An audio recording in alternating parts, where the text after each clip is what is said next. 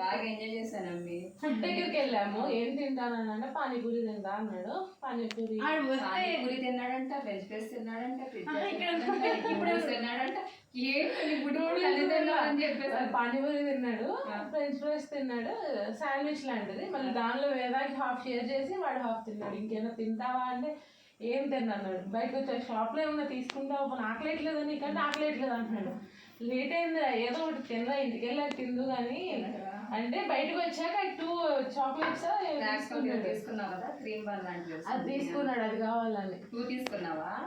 ఒకటి నేనే తెమ్మన్నా. మధ్యలో కూర్చున్నాడు, తినడానికి ఆకలేట్లేదా, లేట్ అయిపోయిందంటే బండి మీద కూర్చొని ఎట్లా తినాలి అక్క అంటాడు. ఒకటి అమ్మమ్మకి ఇచ్చి ఒకటి ఓపెన్ చేసుకొని తినంటే ఒకటి తిన్నాడు. గ్రౌండ్లో ఉన్నాం మేము. అసలు వేదానికి బ్రేక్ ఇచ్చారు. ఆడ అక్కడి నుంచి చిన్ను అనుకోండి ఇట్లా వెళ్తున్నాడు. ఈడు ఇట్లా బాగుంటుంది.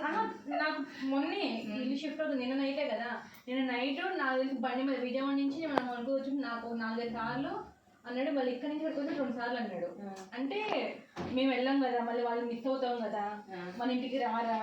ఎన్నో ఇయర్స్ తర్వాత చూసినట్టు అక్కడ పిల్లలందరూ తిరిగి ఏంటి వీళ్ళు ఎప్పుడు తెలిసారు, అసలు ఎవరు వీళ్ళు అన్నట్టు చూస్తున్నారు. ఒకళ్ళొకరు ఇట్లా హగ్ చేసేసుకొని తిప్పేసుకుంటున్నారు. గ్రౌండ్లో తిప్పేస్తున్నాడు. వేదాన్ని ఎత్తేసుకొని చిన్నని ఎత్తేసుకొని ఇట్లా తిప్పేస్తున్నాడు.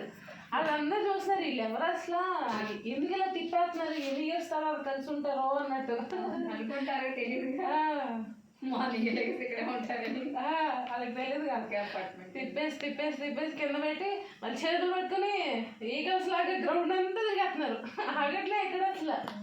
నా కోసం వచ్చాడని వాడిని చూసి ఆనందంలో వీడికి ఇక్కడికి వచ్చినప్పుడు తెచ్చింది.